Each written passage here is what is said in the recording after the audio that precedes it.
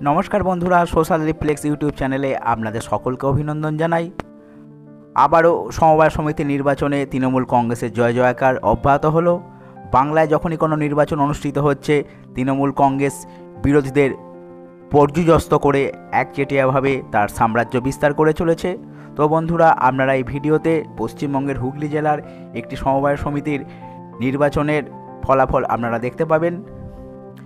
বঙ্গ বিজেপির দুই প্রধান মুখ সুকান্ত মজুমদার এবং বিরোধী দলের নেতা শুভেন্দু অধিকারী কোনোভাবেই মমতা ব্যানার্জি এবং অভিষেক ব্যানার্জি জুটির কাছেই এঁটে উঠতে পারছেন না এবং পরপর নির্বাচনে তারা ধরাশায়ী হচ্ছেন। অপরদিকে বিরোধী বামফ্রন্ট এবং কংগ্রেসের অবস্থা আরও শোচনীয়। বৈদ্যবাটি শেওড়াফুলি সমবায় সমিতির নির্বাচন অনুষ্ঠিত হয়েছে গত রবিবার।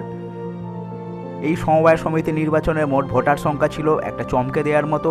মোট 13,000 ভোটার এই সমবায় সমিতির 44 জন প্রতিনিধিকে নির্বাচন করার জন্য ভোট দিয়েছেন। মোট 16টি কেন্দ্রে ভোট গ্রহণ সম্পন্ন হয়েছে। ভিডিওটি দেখার পূর্বে বলবো, প্লিজ যারা আমার চ্যানেলটিকে সাবস্ক্রাইব করেনি চ্যানেলটিকে সাবস্ক্রাইব করুন, ভিডিওতে লাইক দিন এবং পরিচিত বন্ধুদের মধ্যে অবশ্যই শেয়ার করুন।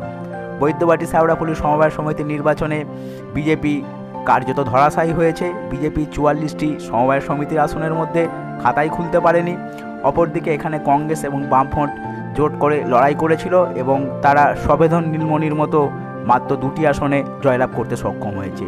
এই 44টি সমবায় সমিতির আসনের মধ্যে তৃণমূল কংগ্রেস 8টি আসনে প্রথমে বিনা প্রতিদ্বন্দ্বিতায় জয়ী হয়েছিল, পরে আরও 34টি আসন নিজেদের দখলে রাখতে সক্ষম হয়েছে। সর্বমোট 44টি সমবায় সমিতির আসনের মধ্যে তৃণমূল কংগ্রেস একচ্ছত্রভাবে 42টি আসন দখল করেছে এবং 30 বছর পর পুনরায় সমবায় সমিতির নির্বাচনে নিজেদের আধিপত্য কায়েম করতে সক্ষম হয়েছে।